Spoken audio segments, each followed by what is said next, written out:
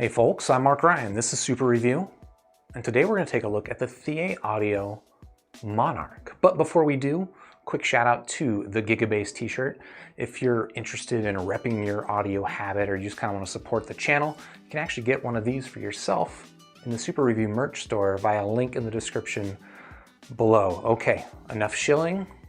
Let's talk about the Monarch. So this earphone has got to be, frankly, just kind of one of the most extra earphones I've ever tried in a handful of different ways. So for one, it's not cheap. It's a $720 IEM, but if you've been seeing my recent reviews, I guess 700 bucks is frankly not that nuts. IEMs get much more expensive if you want them to.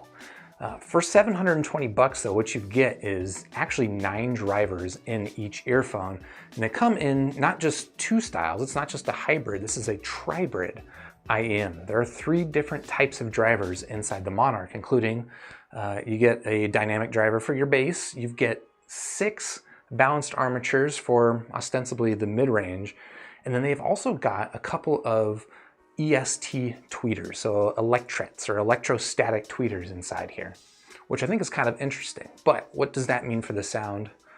That's what we'll get to in this review. So like all my other reviews recently, this is a live stream, and if you've got any questions about the Monarch that I don't get to in this review, please hang around in the live chat, hit me up with those questions, and at the end of the live chat, or at the end of the live stream, we'll have a little conversation back and forth. So hopefully I can answer those questions. And if you're watching the VOD and you're not here live, sorry you missed out, but you can subscribe to the channel, ding the YouTube bell so that YouTube lets you know next time I'm live, then we can have a little conversation. But for now, let's go ahead and talk about the ThieAudio Monarch. And like I typically do, we're gonna start by talking about the build, the physical aspects of this IEM, and I'll talk a little bit about some of the accessories, but I gotta be honest, this is a loaner unit. I don't know everything that came inside the box of this, but I do believe these are some of the accessories. First, I'll just show this carrying case, which I'll call out as probably my favorite carrying case that's ever been included with an earphone. It's not necessarily super fancy, but it's nice. Like, it's got a nice look to it, and it's just got a little bit of a low profile, a little bit on the thin side with a magnetic closure, and it's easy to fit the IEMs into it. I'm a big fan of that. Shout out to ThieAudio for that. Here's the thing I'm not so much a big fan of, and I guess this is actually, it seems like this is an option, but we'll talk about the termination on this cable real quick. ThieAudio gives you a 2.5 millimeter connector, which is not too atypical, but if you want to use this with a 3.5 millimeter or 4.4 millimeter output, you actually have to stack these things, and it just ends up being a really kind of unwieldy situation in my opinion. From what I can tell though on Linsol's website, I think you can order this with a 3.5 millimeter cable or a 4.4 millimeter cable, or you can order it in this configuration where you get a 2.5 with the adapters. My advice would just be to go with whatever, like if you want a 3.5 millimeter connector, I would just buy the 3.5 millimeter cable and do without these adapters, just because it's really pretty long and frankly a little bit unwieldy. We can talk about the rest of this cable, which I gotta be honest, is a pretty nice cable. It's a little bit on the stiff side, and you probably can't totally tell here in the video, but it does have a little bit of a memory to it, which is, you know, generally not my favorite, but it's a little bit on the thick side, and I like this. Like, despite the fact that it has some memory, I actually do quite like this cable. I'll do a little coil demonstration just to show you that it does coil up quite nicely. And also, I guess we can call out this Y-split and chin cinch, which is one of the more effective chin cinchers I've seen, and also I think just generally one of the more attractive chin cinches I've seen. So cable-wise, I'm actually a pretty big fan. Again, despite the fact that it's a little bit on the stiff side and a little bit memory prone, I think this is actually a really nice cable. Then we get to talking about the IEMs themselves, these little buds. I guess we'll start with the aesthetic, which frankly, I'm not a big fan of, and I don't know, I hate to be that guy, but this seems to be, this is not a thing that's unique to ThieAudio. It just seems like when you get into this upper range of IEMs, especially when you get into customs and stuff, I don't know if like the manufacturers feel like they have to make their things feel extra special or blingy or something like that, but I feel like they go a little bit overboard with the design. And the analogy that I sort of used to describe this is it kind of looks a bit like a school project where someone just went a little nuts with the glue and the glitter. Maybe you like this, but I'm just saying that for me, aesthetically, not the biggest fan of this thing.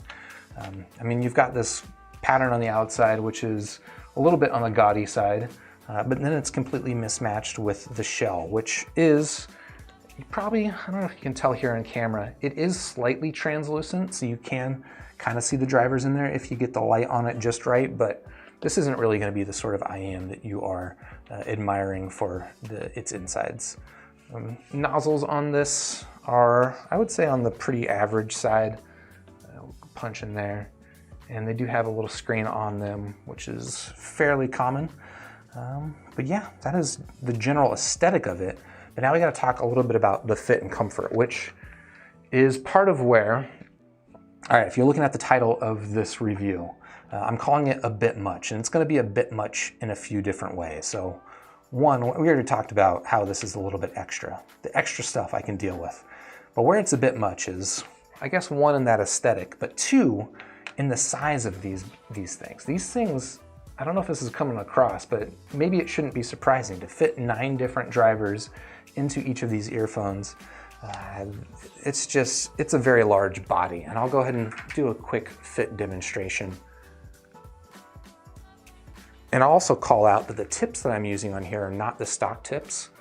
In order to get the best fit that I could, I ended up going with these really small Final E-type true wireless tips. That let these things fit a little bit deeper in my ear and made it somewhat comfortable, but frankly, these are not very comfortable in my ears. So take that for what it is. It's obviously going to be a personal thing, but I don't know if you can see this on camera. In fact, I'm pretty confident you can't, but I'm going to go ahead and demonstrate this anyway. The way that I ended up really just wearing these IMs for the most part was not fitting them completely into my ear, right? So this is completely stuffed into my ear, and up here it's just a little bit bulbous and becomes uncomfortable over time. So I would kind of let it hang out a little bit like that. That might not appear like anything on camera, but trust me. Yeah, just generally it's a little bit on the large side, and I know I've said that about some other earphones before, like the Moondrop Blessing 2. In my opinion, the Monarch fits quite a bit larger than the Blessing 2, again, at least in my ear. It's not so much about the ear canal fit, it's more about that concha bowl fit, where for me, the Monarch is a little bit on the large side. All right, anything else that I wanted to talk about the build? I don't think so. So that will let us go ahead and dive into talking about the sound of the ThieAudio Monarch and just sort of the overall tuning of this earphone, the general tonality and the sound signature. I would describe as, it's basically sort of like a Harman version of neutral, but with, I think it's safe to say, an extreme sub-bass emphasis. So let's just start with the neutral part of it, right? The mid-range and the treble. I don't think this is a bright earphone. It's just fairly clean, fairly neutral. You've got a little bit of a thinness in the mid-range, but you don't have aggressive treble. It's just generally pretty well tuned, frankly, and not too unlike some other earphones that I'm quite a big fan of, like the Moondrop Blessing 2 and the Moondrop S8, through that mid-range and the treble. It's in that bass where you do get, again, I'm going to call it an extreme amount of sub-bass emphasis. I'm even going to go so far as to describe it as a somewhat silly amount of sub-bass emphasis for my personal tastes. But it's really going to, how much that comes across is really going to depend on which music you're listening to. So if you're listening to music that doesn't have a lot of sub-bass in it, right? Maybe some classic rock where all you've got is like a kick drum and something like that. The sub-bass here on the Monarch can give the audio kind of like a nice tactile feel, like a really strong underlayer of sound. But if you're listening to music that does have a lot of sub-bass already kind of baked into it, and some examples that I had, let's see, I remember listening to like FKJ. I don't know, I felt like it comes across a little bit on the bonkers side, frankly, here with the ThieAudio Monarch. You know, I think a lot of people are going to love this amount of bass. I know there's people out there that just want more bass, and if you listen to the Monarch and you still want more bass, my opinion is you probably have a problem, or your music just doesn't have any bass in it, which I guess you can buy an earphone to make up for that. But I don't know. This is basically a bass heads neutral IEM. The good part is that the bass, you know, it doesn't bleed into the mid-range. It's very, very well isolated into the sub-bass frequencies. It gives a nice hit, but it is definitely a lot of bass. You know, without that bass in the tuning of the Monarch, you might describe it as somewhat of a boring tune. Again, it's just a fairly harmon neutral tune, but for me, I don't know. I think that's actually probably my favorite part. It's just that generally that neutral tune to it. And I think I talked about it a little bit too, that this is just really never a harsh or overly aggressive tune. It's just very clean mid-range. The treble has got a decent amount of extension on it, and it's got a decent amount of air to it, but again, like it's surprisingly actually really quite tame treble response in that you get plenty of detail in there. Well, you get plenty of treble there, and you get plenty of that sense, you know, cymbal crashes and stuff like that sound quite nice on this thing, but it never comes across as harsh. There's zero issues with sibilance, and I think those are some of the strengths here on the Monarch. I think also, you know, soundstage and imaging characteristics on the Monarch are definitely above average, in which maybe you would expect for a $700 IEM, but you're not always going to get it. And I would say of IEMs I've heard in this price range, the Monarch is definitely doing better than most. Just really good separation between instruments and good layering in the sound. All things that this thing does quite well. Where the Monarch's maybe not the best, and I mean, I've kind of already harped on this a lot, I think, frankly, it's too much bass.